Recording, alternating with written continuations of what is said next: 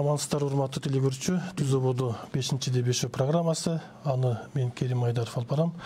Биз бүгүн Кыргызстанда болуп аткан саясий абалды талкуулайлы деп турабыз. Бүгүн бизде конокто менин оң жагымдан Марат Иманкулов, Коопсуздук кеңешинин мурдакы катчысы, Кубанычбек Исабеков, мурдакы Жогорку кеңештин депутаты, Ниязбек Куламбаев, Улуттук улуу жыйындын катчысы, Шайырбек Маматокторов, эркин журналист. Куш келипсиздер, урматтуу коноктор. Кыргызстанда баягы чырдын башы кайдан чыкты дегенде кыргызда сөз бар го, атаңын башынан дегенде эле биз дароо эле баш мыйзамдан чыкты деп баштап атабыз да. Бул күнөөнүн баарын баш мыйзамга такап атабыз. Бул баш мыйзам дегенибиз кээде жоголуп да кетет. Кээде үстөлдүн үстүндө чаң басып да жата берет, иштебей деле калат да. Бирок мондой бүгүнкүдөй учурда ушундай саясий кырдаалдан чыгып кетиш үчүн бул баш мыйзамды өзгөртүш керек. Бар баленин баары баш мыйзамда деп атабыз да. Эми баш мыйзамды өзгөртөбүз деп Жогорку кеңеш парламенттик шайлоонда аркага жылдырып салды. Мунун дагы мыйзамдуулугу жөнүндө ар кандай кептер болуп атат. Biz ага чейин дегенде башты сурап алалычы. Кубанычбек ага сизден башталычы, эми юрист катары, мыйзамчы катары мурдакы айтсаңыз. Күнөөнүн бардыгы баш мыйзамда деп атабыз. Бүгүнкү ситуация, бүгүнкү абалга алып келген, анан ушундан чыгып кетиш үчүн дагы биз баш мыйзамды өзгөртсөк эле жыргап кунап кетебиз деп атат да. Ушунун чоо жайын айтыңызчы. Туура, эми 10-жылы убактылуу өкмөт келбеди беле. Убактылуу өкмөт келип, эми революция эмес, аны төңкөрүш деп айтыш керек. Мыйзамсыз убактылуу өкмөт келген. Hiç kim şaylagan emez, самопальный өкмөт келген. Андан кийин бул президент Медведев, Россиянын президенти болуп турган Астанада саммитте ошол жерден айтты, "Сакына, силер качан мыйзамдык аянтка келесиңер? Конституциялык жол менен келген жоксуңар" депчи. Ошондон кийин баягы конституция өзгөрдү, Анан Өмүрбек Чиркеш-Текебаевдин атасы деп айтылып жүрөт, бирок ал жалгыз иштеген жок, көп кишилер дагы кошулган. Негизи көп карама-каршылыктар бар. Атайы жасалгандайды сезилет базы. Мисалы 70-беренеде жазылып турат. Жогорку кеңеш мыйзам чыгаруу бийлиги 120 депутаттан турат, 5 жылдык мөөнөт менен шайланып келген. Так жазылып турат, 5 жылдык мөөнөт деп турат. Эртең, бүгүн акыркы күнү. Мына өкмөттүн антын алып атышат. Анан 71-беренеде жазылып калыптыр. Тиги бул жогорку кеңеш өзүнүн ыйгарым укуктарын кийинки чакырылып келген жогорку кеңеш биринчи сессияга чогулганда жоготот деп турат да. Анан бул азыркы жогорку кеңештин депутаттары ошо Өмүрбек Текебаев баш болуп туруп, биз анда өзүнүкүн узартып алып атпайбы? Анда мейли 20-30 жылга узартып алсын өзүнүкүн. Биздин башыбыздан мындай тарыхтан өткөн. 2005-жылы биз бир мандаттуу округдан депутат болуп келдик. Мен Жети-Өгүз округунан келдим да. Ошондо биз келсек, тиги Мукашев агабыз СНПнын төрагасы болду бир күндө. Тиги Ишенбай Кадырбеков ЗСтин төрагасы боло калып, Бакаев качып кетти. Танаев кетип калган. Бир күн президент болду. Бир күн ИО президент болуп, ЗСтин төрагасы катары. Анан өзүлөрүнүн мөөнөтүн декабрь айына чейин узарта салышты. Бул закондо жок. Бир да конституцияда берене жок. Кандайчы өзүнүн мөөнөтүн өзү узартып алат деген. Эл бийликтин булагы. Эл кайсы мөөнөткө шайлады, ошол күнү менен бүтүш керек. Эми азыр айтып атат, ситуация мындай, азыр эмне согуш беле. Кудайдын бетине согуш эмес да. Анан согуш убагында белгиленип турат закондо, конституцияда. Конституция баш мыйзам. Бирок Кыргызстан дүнүйөсүндө жалгыз өлкө баш мыйзамынын нускасы жокчу. Ошон үчүн бизде конституцияны кол жоолук айлантып салдык. Бул бирдеңиси. Экинчиден, азыр мына ушул ситуация 4-октябрда кайталанбады, мурунку эки революциянын ситуациясы. Кудайга шүгүр, баягы өлүм житим жок, тынччылыкка келатабыз, толук келдик деп айтуу кыйын. Ошол эле маалда бүлдүрүү, талалуу, тонолуу да болду. Ак үйдүн райын карагылачы, азыр эмне болду? Башка да мекемелер кичине талкаланып кетти анча-мынчачы. Анан эми азыр да тынчтык боло элек. Мисалы коллегаларыңар эл таерде эмне болуп атат? аэропорт Манас деп эмне болуп атат. Бул стратегиялык объект аэропорт Манас. Самолет учуп келатса, эл запас тобуп кетип калса, аэронавигационное обеспечение деген бар. Кайда келип конот самолет? Же учуп кеткен самолет кайда барып конот? Бул эмне дегендик алып келет? Мисалы азыр Бишкек мэриясында эмне болуп атат? Борбор шаарыбыздачы. Бул башаламаны токтош үчүн бизге бир эле жол бар. Мыйзамдын диктатурасы болуш керек. Көчөнүн бийлиги эмес, мыйзамдын бийлиги болуш керек болот. Ошон үчүн башаламандык болуп атат. Бүгүнкү күндө баш мыйзамыбыз иштеген жери жок деп айтсак болот. Себеби мыйзам жөнүндө сөз болгондон кийин, мисалы БШК өз милдетин аткарды дагы шайлоону жараксыз деп чыгарып туруп, 5-нде, 1 айдык мөөнөттүн ичинде закондо жазылып турат. Ал кайра шайлоону аныктап койду. Андан кийин 2 күндөн кийин Жогорку Кеңеш закон кабыл алып атат. Өз мөөнөтүн узартып, анан шайлоо конституциялык мыйзамдын 2 беренесин токтотуп коюп атат. Убактылуу токтотуш керек. Законду алып көрсөңөр, конституцияндагы Жогорку Кеңештин регламенти жөнүндө законду алсаңар да бир да пункт жок.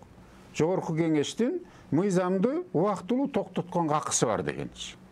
Мыйзамга өзгөртүү киргизгенге, мыйзам кабыл алынганга, толуктоо киргизгенге, конституцияга өзгөртүү толуктоо киргизгенге Жогорку Кеңештин акысы бар. Жогорку Кеңеш референдумду койгонго, президенттик шайлоолорду аныктаганга акысы бар. Президенттин акысы жок. Мисалы мыйзам долбоорун киргизгенге президенттин акысы жок азырчы. Шайлоо күнүн узатканга Жогорку Кеңештин акысы барбы? Шайлоо күнүн узартканга акысы жок. Аны үчүн деген законго өзгөртүш керек. Анда конституцияны өзгөртүш керек болот атпайбы? Конституцияны азыр мына президенттин милдетин аткаруучу Садыр Нуркожоевичтин акысы жок. Ал кишинин акысын бул Атамбаевдин убагында кийинки референдум менен өзгөчө чектеп койгон. Референдум өткөргөнгө да акысы жок. Тиги досрочный президенттик шайлоону өткөргөнгө да акысы жок. Ошон үчүн БШК өзүнүн укугунан пайдаланып туруп мыйзам чегинде шайлоо күнүн аныктады президенттикин. Жогорку Кеңештикин дагы. Башка маселе болчу. Экөөнү тең бириктирип өткөрсө мейли болчу да.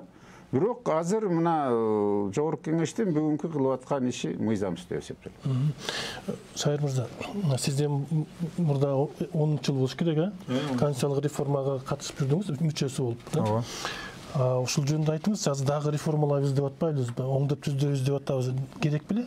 Азыр ушундай ситуацияда. Британиялыктар айтат, джентльмендер утулуп баштаганда эрежени алмаштыра беришет депчи. Дайыма мыйзамга биринчи ирет эмес агай мен үчүнчү ирет бул жумада беттешип атат окшойбуз. Ар ирет айтып келем. Кеп мыйзамда эмес. 2010 жылдагы 8-чи редакцияны кимиңер жамандап айта аласыңар. Бүт саясатчылар, бүт өкмөт, президенттер ошол мыйзамдын, ошол конституциянын, ошол 114 беренен негизинде бийликке келди, кетти. Өлкө ошону менен жашап эле келатат. 16 жыл ооба Атамбаев ага өзгөртүү киргизди. Кеп адамдарда баш мыйзам жок өлкөлөр деле өнүгүп нормально эле жашап атпайбы? Кеп адамдарда. Кеп ошол мыйзамдарды сактап алган. Сиз айткан Жогорку Кеңешке сизге кошулам. Азыркы Жогорку Кеңеш эмес, анын атын бир киши коюп кеткен, Арашандык Аксакал. Кандай Жогорку Кеңеш экен? Ошолор дагы өз кезинде ошол парламенттик башкаруу деген принцип менен, партийный тизме менен келген адамдар. Бизде парламент башкаруу орнободу, ал жаман экен деп аган жөн эле сөз тийгизип атасың, ал толук орногон жок. Силер анын толук орногондогу жемиштерин көргөн да, туйган да, сезген да жоксуңар. Анан кийин болбогон аралаш мыйзамдын эмес Атамбаевдин, андан кийин Сооронбай Жээнбековдун диктатурасы, ал мыйзамдын албетте диктатурасы эмес. Эмне үчүн биз бүгүн мыйзамды алмаштырышыбыз керек?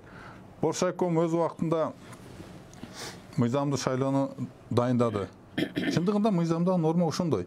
Анан кезеги боюнча дагы парламенттик шайлоо биринчи өтүш керек эле. Парламенттик шайлоодон чатак чыкты, туура. Ошонун айынан дагы бийлик алмашты, дагы эл көчөгө чыкты. Бирок принциптерде мындай тазалык болуш керек да, мамлекеттик орган, Центрдик избирком 5 жылдан бери уктаган ыплас Боршайкомдун курамы эмне үчүн бүгүн мыйзамда бирдемелер жарыялаш керек? Бийлик алмашкан күндөн баштап Боршайком толук курамы менен отставкага кетиш керек болчу. Башка курам жокпу?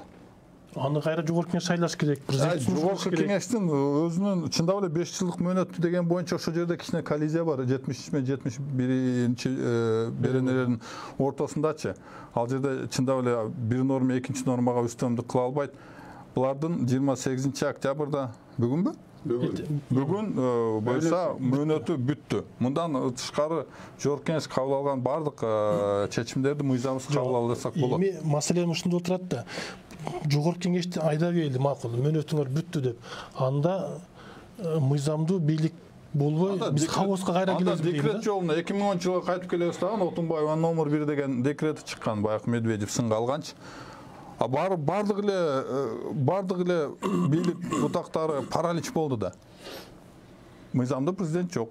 Отставкага кетип калды. Өкмөт башы жок. Жогорку кеңеш жок. Төрагасы ар күндөй бир нече ирет алмашып атат.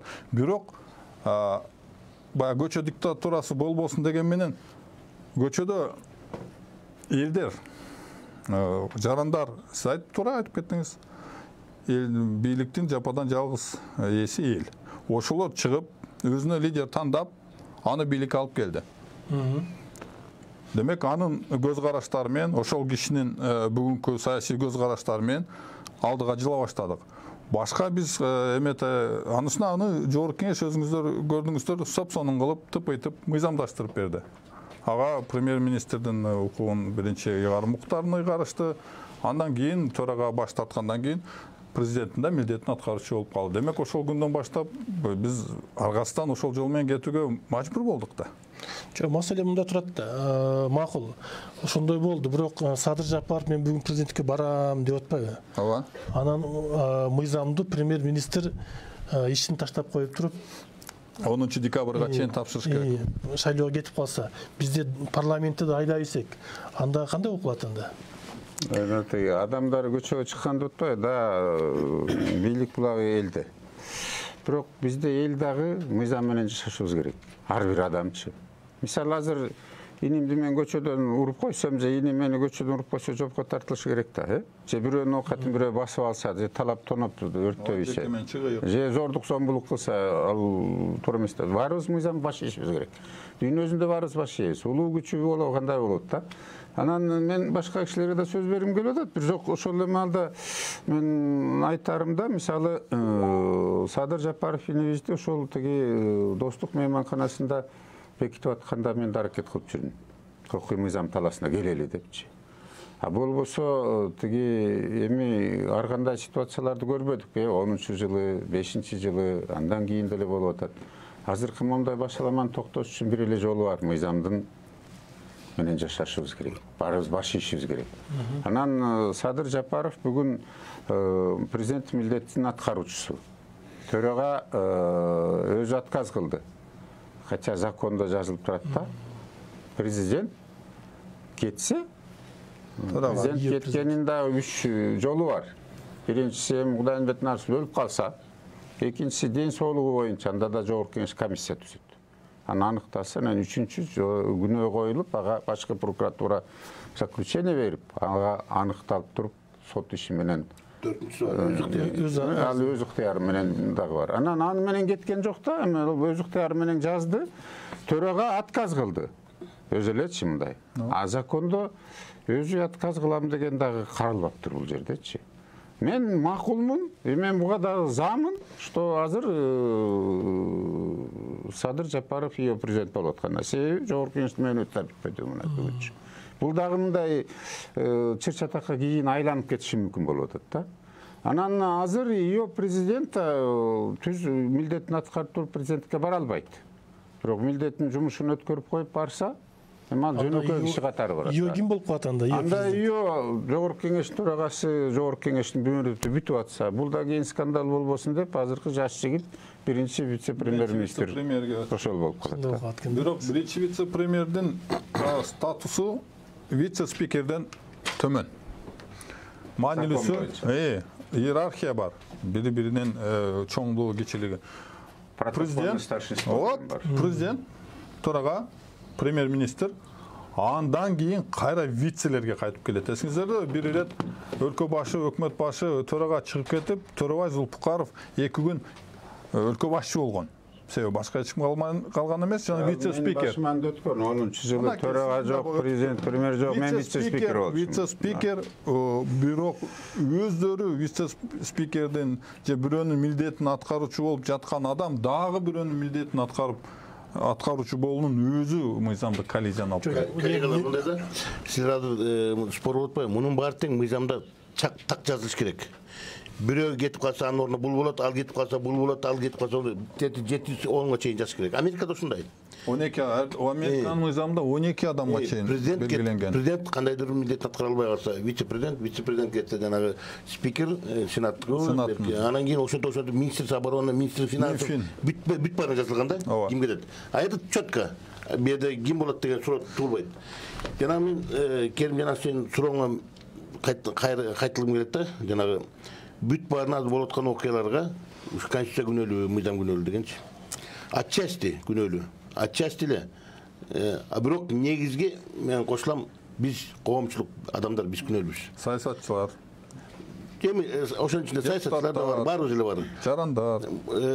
Мындай да, мореки 5-6 окуяларга мына азыр кеп коомдо абдан талкуу жүрүп атат да, дискуссия болуп атат. Эмне себеп болду буга? Негизи эмне болуп түшүп берди депчи. Кээ бир айткандар бар, могу шайлоодогу эле мыйзам бузуулар ушугап келди депчи. Да, шайлоо убагында чоң мыйзам бузуулар болду. Жана 3 белгилүү 3 партия жанагындай добуштарды сатып алып, ошондой шарттарды коюп, мыйзамда болгон жанагындай кемчиликтердин баарын өз кызыкчылыгына пайдаланып туруп, булар бийликти бүтүндөй бийликти өзүнүн колуна алып алганга аракет жасашты. Бул туура. Но бирок жанаң эле бул шайлоодогу мыйзам бузуулар, нааразычылык бул себеп гана болуп берди. А негиздер көп болчу. Негиздердин основной негиздердин баары тең элдин турмушу, элдин жакырчылыгы, эбегейсиз чоң деңгээлдеги жакырчылык, жумушсуздук, миллиондогон адамдар бар жумуш иштеп, аргасынан чет мамлекетке чыгып кетип, ошол жактан үй бүлөсүн багып деп тиякта жүрүшөт. Арга мамлекет тентип, үй бүлөсү менен, балдары менен жолуга албай, жылдап. Андан чыккан жана пандемия, мына ковид пандемиясы ушунчалык таасир берди элдерге. Канчадаган адамдар просто трагедияга учурашты да. Тетекка жатып каза болуп калгандар болду чет мамлекетте. Аны бияка да көмбөйт. Ошол жердеги тааныш-тунуштар көмүп эптеп утулду. Жумуш жок калышты. Мына Россияда жумуш жок калышты. Керек болсо алар бизди жылына 2 миллиарддан ашык акчаны бияка которуп турчу эле.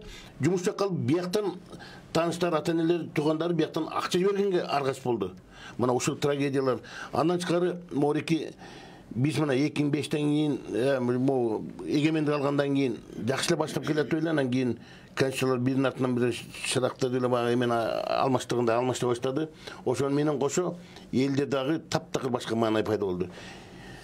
Мамлекет курууда коомдун өнүгүүсүндө бир принциптер болот. Бир принциптерге таянып мамлекеттик курулуш жүрөт. Ошо негизги курулуштар, негизги принциптердин экөөсү просто унутулуп калды, же аны аткарылбай калды. Кайсы? Эң биринчи принцип бул мыйзамдуулук принципи, экинчиси адилеттүүлүк принципи.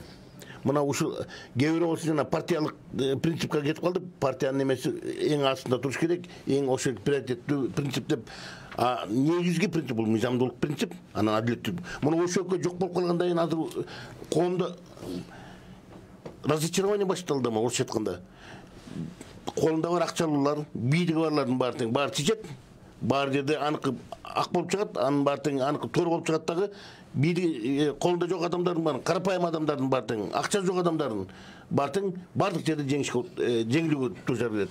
Ошо менен коррупция гүлдөдү. Мына мамлекетибизде коррупциянын айтат, коррупция менен жеңебиз, коррупцияны басаңдатса болот деп. Коррупциянын деңгээли ушунчалык өнүп кеткенде, мына коррупцияны латындан түздөн түз кыргызчага которгондо бул чирүү, ыдыроо деген сөздү билдирет. Орусча разложение да. Ал коррупция деген бул эме эмес, кылмыштын бир түрү эмес, бул социальное явление. Мына биз өзү чирүүгө келдик да, ыдыроого келдик да. Дальше некуда коррупцияны, или бул коррупция бизди тып-тып мамлекет катары жоет, элди ыдыратып таратат жака, же болбосо биз коррупцияны жоюш керек да, мамлекет катары калып, эл катары турмушту улантыш керек. Мына ошол точкага биз жеттик да. Биз азыр бизге жараткан 3 шансту берди. Üçөntөн биз мына эки болуп өткөн 2005-те 2010-да шансты пайдаланган жокпуз. Аны сабак алган жокпуз. Коом катары дагы саясатчылар да сабак алган жок. Мамлекет да аны сабак алган жок. Мына ошол экени баягы мен көп кайталам элдин арасында. Аны абдан туура айткан бул. Революция замышляет гений, осуществляет фанаты, а плодами пользуются проходимцы деген сөз бар. Проходимцер келе баштады бийликтин баарына. Алар келип эле мына биринин аттан бири курдуп проходимцер келе баштады. Мына азыр эми 3-чү шанс берип атат бизге жараткан. Эгерде биз коомчулук катары, эгерде биз мамлекеттик эгемендүүлүктү сактап калабыз, мамлекетти улантабыз, жаңы миң жылдар алдыга эме кийинки муундарга өткөзүп беребиз десек, биз азыр ойлонуп консенсуска келип, коомчулук ынтымакка бириндикке келип туруп азыр бөлүнүшпөй сеники туура меники туура эмес деп ушул выходтон чыкканды чогулушуп жазыш керек. Ошон үчүн жанагы анын эми мынакей азыр иштеп аткан конституциянын кемчиликтерин айтып коеюн. 2010 кандай кырдаалда бул кабыл эле. Кимдин пикирин эске алды эле. Биякта түштүктө болсо жанагындай улус аралык жаран болуп элдер кырылып согушуп атат. Биякта болсо нестабильность андай туруктуулук жок. Ошондо алып туруп таңдап койду да. Таңдап коюп турган референдум өттү. Референдумга конституцияга менин оюмча шайланган эмес. Референдумда стабилдик болсун, токтосун, согуш токтосун деген ниет менен эптеп ушуну бекитсе, ошодоки бир шарт түзүп стабилдик болгонго деп элдер добушун берген. Ам мына көрбөдүк, эки сурак өттү, эки парламент эметти, 10 жыл өттү. Bunun efektivliği mi eskinin уже көрсөтүп койду, турмуш көрсөтүп койду. А мамлекеттик башкаруу система абдан эффектив болуш керек. Эффективдүү мамлекеттик башкаруу системаны түзүш керек. Ал болсо биздин алдыга жылдар өнүгүү жолуна салып бере турган конституция болуш керек. Ал турмуш болбош керек. Жоопкерчиликтүү эмелер болуш керек. Азыр ким? Азыр коллективдүү безответственность болуп атпайбы? Эч ким жооп бербейт. Парламент өзүнүкүн чыгарып берет, өкмөт өзүнүкүн кылып берет, бири-бирин карашат, президенттин көзү карап турат, а президенттин полномочия, реальный полномочия жок болчу. Мына ушуга алып келди аны акыркы. Ушу кемчиликтердин баары келип мына азыр зыркап алып келди. Эми азыр элдин арасында бул революция болдубу, же төңкөрүш болдубу, же эмне болду деп атат. Революция болду деп айта албайм. Эгерде революция болду деп айта турган болсок, мына классика түрдө революция деген бул бир коомдук саясий формациядан экинчи башка коомдук саясий формацияга өтүш керек. А биз өттүкпү? Азыр бирөөнү бир кызматкерге алмаштырып койдук, бир кызматкер биз. Эгерде биз азыр ушул шансты пайдаланып, коомчулук биз мамлекетти Кыргызстандын эли, кыргыз эли демейм, биз көп улут элбиз. Кыргызстандын эли азыр бир келип алып, ынтымак келтирип, биз өзүбүзгө жаңы конституцияны тандап алышыбыз керек. Жаңы мамлекеттик башкаруу системаны тандап алып туруп, бийликтин эле булагы эмес, эл бийликтин ээси катары болгондой башкаруу системасын орнотуш керек. Эл орнотту да 6-чы аны юридически орнотуш керек. Конституция түрүндө бекитиш керек. Бекитип тургандан кийин ошондо конституция турбайбы? Мен эми мына бул конституция эмес экенин эмеси жаман. Мен айтып берейин эми. Биз мореке коллектив мына азыр биз мен откуга берип койдук, биз партиялардын баарына берип койдук. Партия классик түрдө партиялар калбай калды. Бүт эле жанагы тааныш-тууныш менен жанагындай байлар топтоп алды, акча менен алып келди. Конституция ишке ашкан жок. Жок, ошо конституциянын ичинде ошо шайлоо системасы да ошо конституция менен кошо алмаштырылат. Адамдарды алмаштыруу керек саясий чөйрөдө. Мындай да башкаруу формасын эмес. Отурдан менин үчүн ошол система. Мен түшүндүм пикириңизди. Ошо система келгенде келип конституцияны алмаштырам деп атасыз. Случайно адамдар бийликке келбегенде болот. Случайно адамдар ал глубокий отбор кыла турган механизмдер түзүлүш керек. Анткени азыркы билим жок адамдар, тажрыйба жок адамдар, криминалдык эмеси бар адамдардын баары бийликке келип алды. Алар кантип априори биздин мамлекетти кантип калтырган жылдар алат? Өзү иштеп көрбөдү. Жазбагадан сурайлычы, андан кийин кайра мен оппоненттеримен айырмаланып, мен мындай түз эфирге биринчи чыгып атышым эле.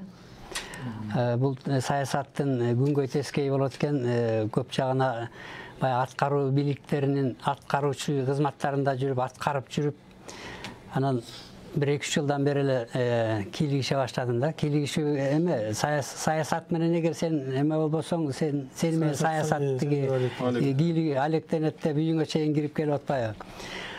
Анан жакында эле бир достук деген мейманканада бир ушундай бир конференция болуп калып, ошол жерде бир юрист эмес, жөнөкөй эле гражданский билимдүү жигит келип, ошо конституция менен анын алдындагы подзаконный жанагы актылар болот, мыйзамдар болот.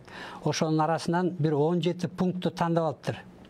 Жөн эле кызыгып эле карап отуруп, конституцияда мындай жазылган, а закондо мындай противоречащий ушундай бир пункттарын таап, ошону перечислять кылып баарын окуп бергенде биз бир жагынан суроо пайда болду да. Конституционный сот деген бар. Канча юристтер бар. Ошолор эмне ушул несоответствиені билбейт бекен? Палата болуп калган. Жок деген баягы юристтер бар. Эми ошонун баары мыйзамдуулук деп эле көрүнгөн жерден эле мыйзамдуулукту сакташ керек деп бийликтегилер деле айтат, эл деле айтат. Бүт баары тең эле мыйзамдуулукту сактасак эле баары жакшы болот деп коет. А мыйзамдуулук деген вообще эмне? Бул эмне деген нерсе? Бул жөн эле бирөөлөр жазып берген бир кагазга чийип койгон тартиптер экен да. Адамды тияка бас, бияка бас, мындай сүйлөгөнгө болбойт дегенде эрежелер да.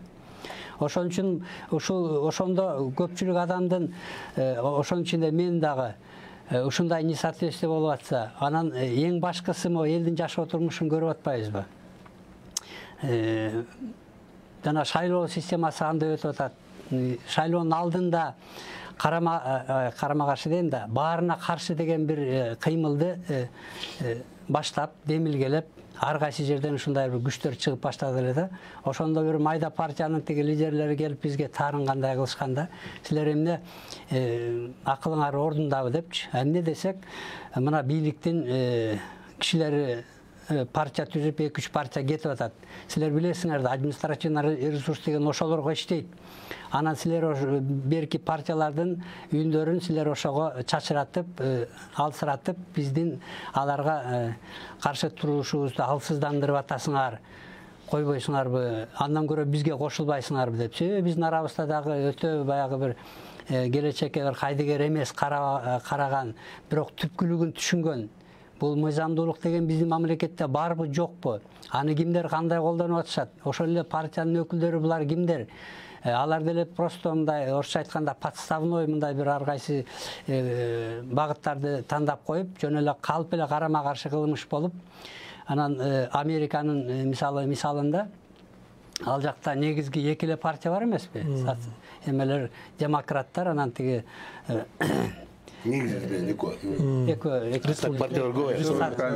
республиканецтер деп. Калгандар майда чүйдалар негизинен шайлоого катышпайт деле экен да. Бирок именно ошол эки чоң партиянын лидерлери кимиси чыкса дагы алардын үстүндө бир башкарган финансисттер бар экен да. Кызыкчылыктар баары бир болбой эле дүйнөлүк бир дүйнөнү башкарып аткан финансисттерде экендигине келип кетет да. Ошол система мына биздин Кыргызстанда мындай анализдеп карап көрсөк, башкаларга кичине арыдан бери, бериден ары болуп мындай оюнду сценага чыгып алып туруп, артисттенип, аны чындыкка окшотуп ойношот экен да. А биздикилер эмне болуп атат азыркы учурда? Саясатчыларың сөзүнчө сатылып кетти. Андан башка мындай бийликтеги чиновниктер башкача сатылып атат. Дегеле айтор баардык деңгээлдеги адамдарды ушунчалык ошого тартып алып кетип аткан күчтөр арабызда экен да. Арабызда экен да. Ошон үчүн мына биз жанагы ушул батыштан келген бөлүп чарып башкаруу партийный системасы бул биздин Кыргызстанга, кыргыз элине вообще жаракса экен деп жанагы курултай деген Кыргызстан илгерки курултай деген системасы. Мунун артыкчылыктарын, азыркы биздин системага караганда кандай айырмачылыктарын ушу аңдап, билип, сезип, анан бул партиялык башкаруу системасы болбойт экен деп, анан ошону демилгелеп бүткөндөн кийин баягы шайлоолордон кийин ушуну баштап калдык. Сиз туура айтасыз. Маселен, биз каалайбызбы, каалабайбызбы, баш мыйзамга өзгөртүүлөр киргизебиз же жаңы баш мыйзам кабыл алабыз деп баштадык. Менимче ошого жолго баратабыз. Парламент дагы 6 ай жашай турган болду, кийинки парламент келгенге чейин да. Президент шайлоо боло турган болуп атат. Бирок ушул жерде ушу курултай маселесине чейин да мен дагы бир нерсени сурагым келип турат. Макул жаңы баш мыйзамды кабыл алдык. Жаңы баш мыйзам менен кабыл алынганга чейин президент шайланып калса эмне болот анда? Президент кайсы мыйзам менен иштейт? Нойлотпа. Азыр жана суроо бул инимде айтпады. Биринчи вице-премьер-министрден вице-спикер өйдө турат деп. Бирок Конституциянын 68-беренесинде жазылып калган. Эгер президенттик милдетин аткаруучу жогорку кеңештин төрагасы болот, ал аткарат деп жазылып турат. Милдеттүү түрдө жазылган. Ал төраганы кандай шайлайт, кандай жумуштан алат, кандай отчет берет, ал да регламент жогорку кеңеште жазылып турат, закондочу. Анан ал жерде төрага ооруп же бир нерсе болуп калган жок. тирүү көзөтөр турат. Же ушу башкача иш козголуп күнөөкөр болуп тиги болуп калган жок. Макул эми, мен деле айтып атпаймынбы, Садыр Жапаров инебиз аткарып атат азыр депчи. Бирок бул 58-беренесинде жазып турат. Эгер премьер-министр дагы кетип калса, президенттин ал отставкага берип мен президенттикке барам деп атпайбы? Анда премьер-министрдин милдетин аткаруучу президенттин милдетин аткарат деп жазып турат 68-беренеде. Бул жерде талаш тартыш болот. Анда ошол экен да. Ал бир деңиздер. Экинчи, конституцияны өзгөртүү керек деп бул инибиз кичине каршы болгондой мен маанисин түшүнүп атам сүйлөгөндөрүнчү. Бирок карама-каршылыктар көп. Бар. Бул конституцияда мисалы президент мамлекет башчы деп турат. Элдин атынан сүйлөгөнгө эки орган бар. Бирөө президент, бирөө жогорку кеңеш. Депутат эмес. Даже спикер айта албайт. Жогорку кеңеш элдин атынан. Жогорку кеңеш целиком баары биригип туруп айта алат да. Анан биз азыр көчөдө кыйкырып элдин атынан сүйлөп калдык баарыбыз теңчи. Эми ал эл деген элдин арасына киребиз биз жана жаран катарычы. Бул бир деңиздер. Экинчиден жанагы конституциянын карама-каршылыктарын бүт разделдеринен тапсаңыздар болот. Мисалы өкмөт жөнүндө конституциялык мыйзам бар. Конституцияда дагы бир раздел жазылып турат. Өкмөт кандайча бекит, эмне болот, кандайча болот деп. Ооба, 5-бөлүм. Анан ал жерде өкмөт башчы бар. Өкмөт башчы менен анын орун басарлары, мисалы, бул өкмөт коллегиальный орган деп турат. Жалгыз премьер-министр же орун басары чече албайт. Мыйзам чыгаруу бийлиги карасаңыздар жогору турат. Хотя конституция боюнча 3 бутак тең бирдей эле белгиленип турат. Аткаруу бийлиги, сот бийлиги, даже рядовой жөнөкөй райондун соттун чыгарган чечимин президент баш болуп баары аткарыш керек. Жогорку кеңеш аткарышы керек соттун чечиминчи. Мен башыман өткөн ал маселелерди мисалы. Анан ошол эле маалда мыйзам чыгаруу бийлиги өкмөттү азыркы күндө парламенттик бийлик болгондон кийин бекитет, формировать этет, сурайт, отчетун угат, алардын бюджетин бекитет, баарын тең мыйзам чегиндечи. Ошол эле маалда тиги карабайсыздарбы, өкмөт жөнүндө разделде дагы жана конституциялык мыйзамда дагы карама-каршылык бар. Мисалы, өкмөттүн мүчөсү болуп эсептелет. ММКнын башчысы ГКНБнын. Же коргоо комитеттин өкмөт мүчөсү. Аны президент суроо сопкуту жок эле жетекчилерин, орун басарларын өз шайлайт. Бул туура эмес болуп калган. Бул туура эмес маселе. Андан кийин мамлекет башчысы мисалы сырткы саясатты жолугуп атпайбы? Атамбаев деле убагында СДПКны колдонуп туруп, закон өткөрүп алган. Сырткы саясатты Конституцияда ички сырткы саясатты өкмөт аныктап берип турат. Түздөн түз өкмөт. Согласование. А бул жерденчи президент сырткы саясатты алып барып атат. Президенттер менен саммитке барат, кол коет, келишимдерге ар кандай маселелерди чечет да. Анан бул Конституцияда жазылып калган премьер-министрдин макулдашу керек депчи. Анда премьер-министрдин айтабы, Владимир Иванович, подождите, я сейчас спрошу у правительства деп. А правительство коллегиальный орган деп турат. Премьер-министр жалгыз макул же жок деген акысы жок. Аны деген чогулуш өткөрүп, жарымынан көбү добуш менен макулдук берип, жарымынан көбү катышыш керек чогулушка өткөрүүгө. Бул туура эмес маселелер бар. Мисалы, андан сырткары бул мисалы премьер-министр чогулушка тиги коргоо комитетинин төрагасы чакыра албайбы? Же ГКНБга тапшырма бере албайбы? Мамлекеттин бүтүндүгүн коопсуздугун өкмөткө байлап койгон. Өкмөт жооптуу. Президент эмес.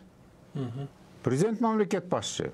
Анан бул кандайча анда президент суроо сопкусу эмес. Мен замын, мисалы, сырткы саясатты президентке бергенгечи.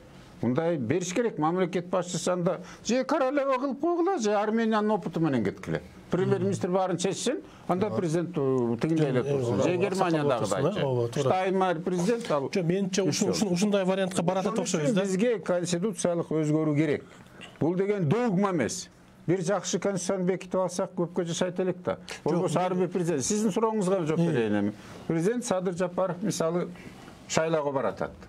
Эми ал киши барат, дагы 2-5 дагы барат президенттиккечи. Утуп келген киши эски конституция менен башталат да. Эски менен. Ошол эле жанагы конституциялык мыйзам президентти жана жогорку кеңеш депутаттарын шайлоо жөнүндө конституциялык мыйзам менен барат. Андан кийин президент болгон киши дагы референдумга конституцияны алып чыга албайт. Өзүнүн мыйзам долбоорун алып чыга албайт. Себеби конституция боюнча президенттин укугу жок кандай. Референдумдан чет албайт. Аны өкмөт танта албайт. Только жогорку кеңеш. Ошон үчүн чимкирик деп айтабызбы, эмне деп айтабыз, азыркы жогорку кеңеш керек болуп турат. Мен да за болуп турам. Булар бирок айлыгыбызды биз өткөрүп албайбыз деп элди ченеп алдашпайбы? Айлыгын албаган менен премиальныйлар, представительскийлер, канцелярскийлер, командировочныйлар, кол тийбестигилер баарын колдонуп атат буларчы. Айлыкты албай кой өзү эмгек кодексине каршы келек. Сиз айлыкты албай кой. Башта ошондой чечим чыгарышты. Болбогон нерсе. Анан баары бир алып атышат алар делечи. Мен айтып атпаймынбы 5 позиция. Мен дагы бир нерсени кайталоо жанак суроога келип атат да. Азыркы шайланган президент бул азыр эски конституция менен шайланат. Андан кийин азыр биз шайлоого баш мыйзамга референдум кылабыз деп атпайлыбы? Өзгөртүп дегенден кийин мыйзамсыз болуп калат деген айтып келип атат. Ким болуп калат президент? Анда президенттин институтту өзгөртүүнү ким киргизет? Биринчи жогорку кеңеш киргизген какысы бар, түздөн түз. Андан кийин 300 миң киши топтолуп турупчу, 300 миң шайлоочунун демилгеси менен 300 миңден ачык шайлоочу. Анан демилге. Бирок бул жогорку кеңешчи азыр мен президенттен өкмөт башчысында суранар элем да бул жогорку кеңеш. Булар азыр конституциялык кеңешти бекитип койсо жакшы болот эле да. Конституциялык кеңеш бекилсе, ага кичине каражат бөлүп берип, мейли 11 киши, мейли 15 киши, мейли 25 киши болуп бекитсе, алар төрагасы шайлап алып туруп, аларга штат бөлүп берип, имарат бөлүп берип, анан алар конституциянын долбоорун иштеп чыгыш керек. Биз ушуга барышыбыз керек азыр, шанс болбойт. Андан кийин элдик талкууга алып чыгат алчы. Элдик талкуудан кошумча алымча болобу, баардык сунуш пикирлерди топтойт. Бир мөөнөттү белгилеп, 2 ай, 3 ай обсуждение болуп туруп. Андан кийин алар иреттеп келип туруп, анан кийинки шайланып келген жогорку кеңешке өткөрүп бериш керек. Булар андай болсо, мындай да закондо жазылып турат. Алар алып келгенден кийин комитет карайт, жогорку кеңештин комитет конституционный устройствочу. Ал дагы бир жерде жогорку кеңешке сунуш келгенде 6 айлык мөөнөттөн кечирилгис убакта каралат деп турат. Аны бирок ошол эле маалда 3 окуудан кем эмес окуудан өтүшү керек. Комитет 1 ай карайбы, жарым ай карайбы, анан жогорку кеңешке өткөргөндөн кийин жогорку кеңеш бир окуудан экинчи окууга 2 айлык кем эмес мөөнөттө деп жазылып калган. Ошондо минимум 2 ай жогорку кеңеш сессиясына карайт. Андан кийин ага деген президент жок 4 айда андан кийин мындай да президент милдеттүү түрдө кол коет деп конституцияда жазылып калган. Милдеттүү түрдө. Ал кол койбогон какысы жок. Жогорку кеңеш кабыл алган. Ошон үчүн буга деген минимум жарым жыл, атак 1 жыл керек. Сиз андай татаал жолдорду айтып атасыз. Мен силер убагында жазган конституцияны айтып атам. Ооба, сиз айтып атасыз, анча-мынча карама каршылыктар бар деп. Ал үчүн Пандоранын яшигин ачыштын кереги жок. Биз бир нече жолу ачып көргөнбүз, билесиздер, жакшы ниет менен өзгөртөбүз деп баштайсыз, конституциялык кеңеш мени түзөсүз, анан кийин өзүңүз тааныбай каласыз кандай конституция кирип баштаганчы. Андан көрө жакын жолу биринчи парламенттик шайлоону өткөзүп, себеби 1 жылда, эсиңиздерде 1 жылдын ичинде карамагында президенттик менен парламенттик шайлоо өтпөсүн деген да эрежебиз бар болчу. Эсиңерде барбы экен кимиңизде? Ошондуктан бул жылдын эсебинен 20-га коюлган шайлоону өткөзүп, мыйзамда ушундай көрсөтүлгөн 60 күндүн ичинде туурабы? Бузулду шайлоо 60 күн ичинде, 90 күндүн ичинде президенттики деп турат. Өзүнүн кезектери коюлганда, демек кийинки жылдын башында президенттикти өткөзсөк болот. Ал эми сиз айтып аткан өзгөртүүлөрдү жаңы жогорку кеңеш, жаңы конституциялык кеңеш, жаңы президент шашпай өзгөртүү киргизе берсе, неге болбойт? Сиз айткан карама каршыларды оңдоштун жолу оңой эле. Сиз билесиз, конституция түз таасирдеги эң жогорку даражадагы мыйзам.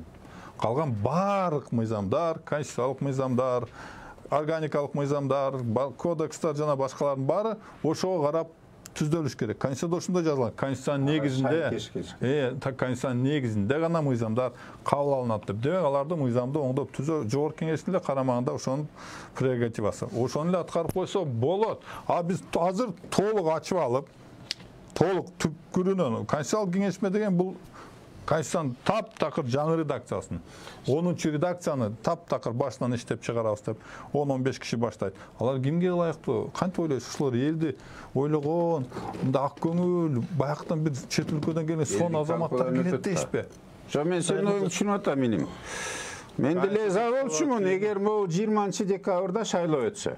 Себеби парламенттик. Себеби мен жана башында айтпадымбы, БШК мыйзам чегинде парламент болду да. БШК мыйзам чегинде койду 20-декабрда. Ооба. Анан койгондон кийин 2 күндөн кийин жогорку кеңеш токтотуп атпайбы мыйзамдын 2 пунктунчу. Токтотуп коет деген берене жок. Вообще жок, андай чакысы жок. Анда бүт законду атмен кылсын, башка законго Садыр Нуркожоевичтин атарабындагы кээ бир кеңеш берген адамдар ошол чечимге таасир берди көрүнөт. Чындыгында ал туура эле жок. Себеби логика менен алганда чырым неден чыкты? Адамдардын мыйзамдардын беренелери менен адаштырбай. Чырым неден чыкты? Шайлоонун жыйынтыгы боюнча. Ал күнү талап бизде кандай болгон? Президент кетсин, мындай жаңы президент болсун деген талап айтылган эмес майданда. Айтылбаганы менен мен жана айтпадымбы? Ал бышып кетилген. Бышыл эл жаңылыгына аскалган. Бул себеби не президент жөнүндө жаңылганга негизде көп болчу. Партиянын бирөөбүз да ооз ачкан эмеспиз. Аны түйүндө кечинде колдонуп кетишти. Ал башка маселе. Чырдын чыкканы саат биз 12-де айтканбыз. Урматтуу президент, саат 8-ге чейин жооп берип коюңуз десем, болбой. Ал 2 күнгө которуп койду. Эртең 11-де, анан ойлонуп 9-да жолугабыз. Ал ойлонгон жок. Эртеңки саат 9-га чейин мен бийлигим жетеби, же жетпейби? Саясий айнектен карабы, же чыташтан көрүнөт го площадь. Ошондон улам конституцияны өзгөртүүнүн өзүнүн мындай генесиз айтканда 6 ай толук макулмун. Бирок шайлоолорду өткөзүп алып, мыйзамды түзүп алып, көрөрсүң, бирок конституциялык кеңеш менен деле могул кетип аткан эме түзүп койсо болмок. Бул бирдеги. Экинчиденчи келим кетип коюш керек. Азыркы могу кетип бараткан парламентчи баягы төдөмдө түзүп койсо болмок. Анан мен сизге айтарым да, мисалы БШКнын чечимин. Бул независимый орган. Көз карандысыз орган БШК. Себеби жеке эле жогорку кеңеш эмес, ал тиги көз карандысыз уюмдардан дагы мүчөлөр 3 квота. Президент, анан парламенттен, көпчүлүк коалициядан. Ал жогорку эме бул БШК жогорку кеңешке да, президентке дагы, өкмөткө да баш ийбеген көз карандысыз орган. Муну закон менен токтотуп салыш мүмкүн эмес. Айчыган айткандачы, көз карандысыз органды барып обыскалайт эткен дагы туура эмес болчу, обыск жүргүзгөнчү. Бирок иш козголуп жанагыдай чырыр болгондон кийин мен түшүнбөй калдым. Башкы прокуратура ички иштер министрлигине берип, алар ВМК кылып анан чакырып сурак алып атканы, закондордун бул жерде коллизиясы кетти. Анан мен бул иним айтып атканда айтып атам да, жанагы БШКнын чечими чыккандан кийин шайлоонун. Эмне үчүн жогорку кеңеш 2 күндөн кийин закон обратной силы не имеет? Артка таасир бербейт. Есть смягчающие обстоятельства, мисалы уголовный кодекс. Если күнөөлүгө смягчающие обстоятельства есть, может применяться. Уголовный кодекс жагын. А тиги жерден шайлоо боюнча, бул жерден жогорку кеңештики жок. Анан бирок азыркы бийлик айтып атат, биз бул жолу өткөрбөйбүз, биз президенттикин өткөрөбүз. А мен оюн түшүнүп турам. Андан кийин референдум менен баарын тейлеп коюш керек болуп атат. Ошондо спордун баары эски конституциянын коллизиясынын баары жетишпеген жактарын талкуулап ошо убакытты өткөзүп атабыз. Айтып атамга, уже замандын бул эмеси уже убагы келди. Биз убакыт менен кошо адам да өзгөрөт, коом да өзгөрөт, мамлекеттердин дагы тагдыры өзгөрөт. Бул живой организм сыяктуу эле да. Biz gördük mu az yaşavatkan konstitusiya kanday kıyınçılık kap gelgenlerim. Morekile 5-6 günü olgan janagınday sabıtyada biz prezidenti de tapay kaldık ko. Ökmötü de tapay kaldık. Jogorku kеңештин депутаттары da tapay kaldık 2 gün. 2 gün biyilik жерде жатпады o. Kim alvası oşal alsın alında 2 gün жатпады o.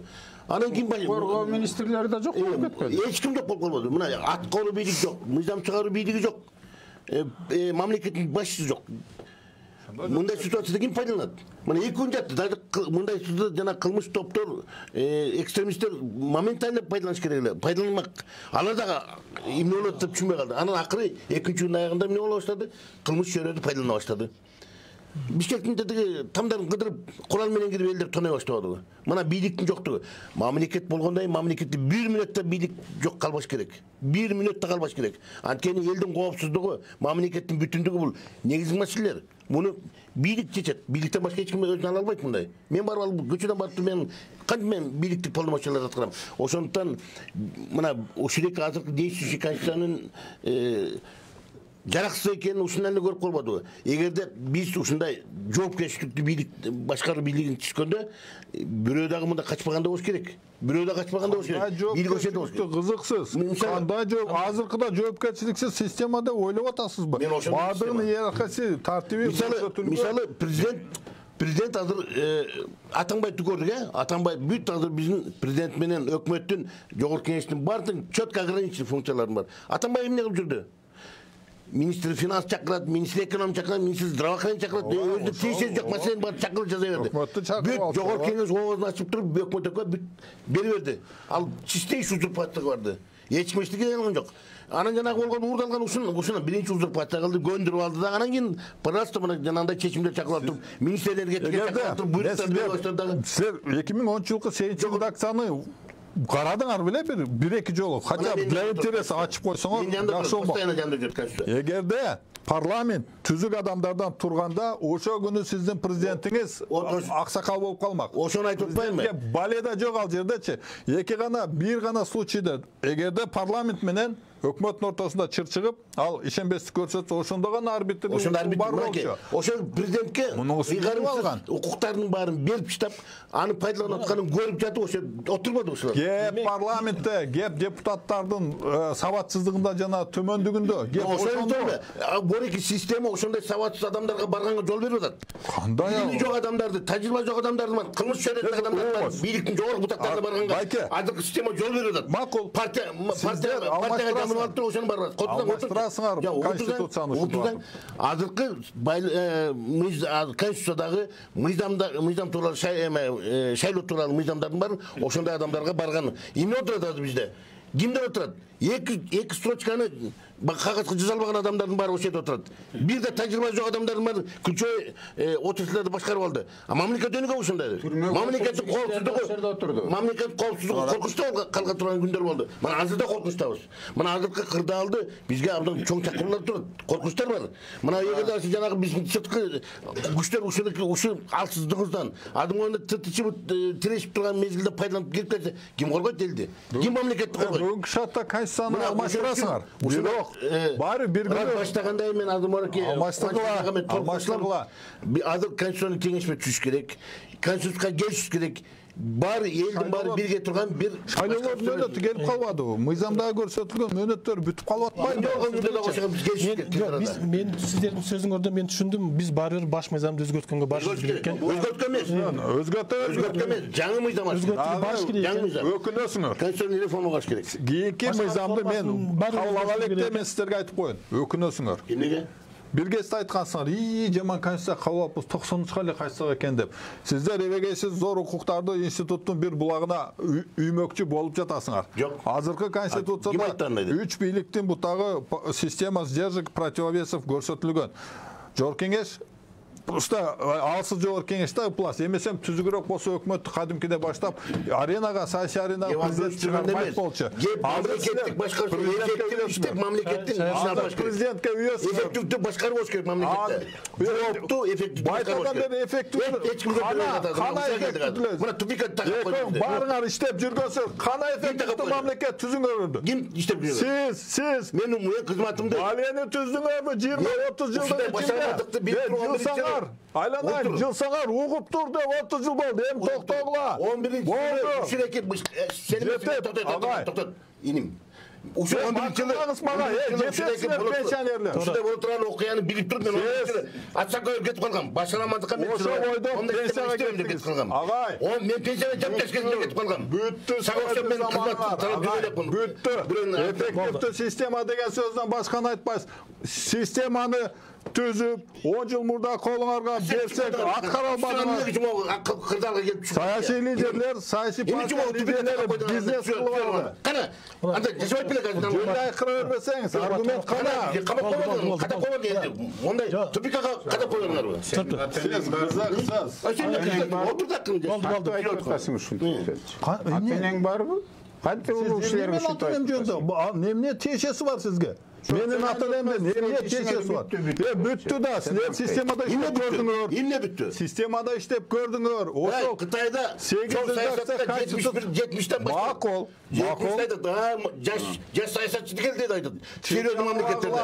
Кайда?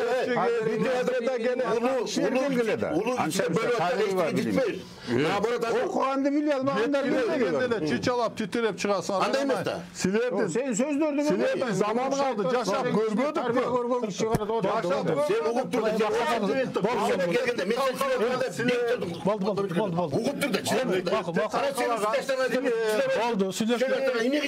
коноктор болду. Менби же Керимби кимге Болду. Урматтуу коноктор. Конституция ушу келесиз. Болду.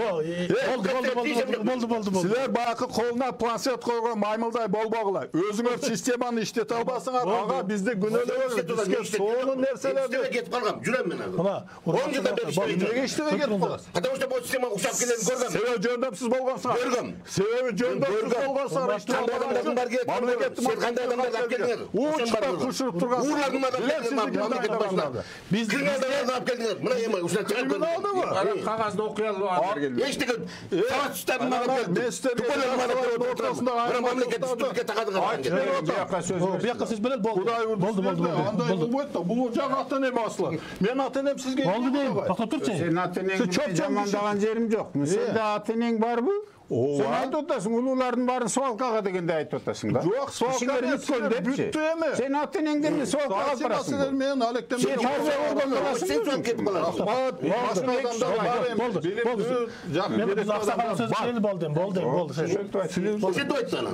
Урматтуу, бизде 2 мүнөт калды, 2 эле мүнөт калды. Сизде сөз. 2 мүнөт калса, анда кыскартып эле айталык. Сен жигит жаштардын атынан келип аткандай сөз сүйлөп атасың. Алардын атынан келген жокмун. Жок, ошондой алар силер пенсионерсиңер депчи. Силерге жашты жакында турган түрүңөр жок. Мындай кылат.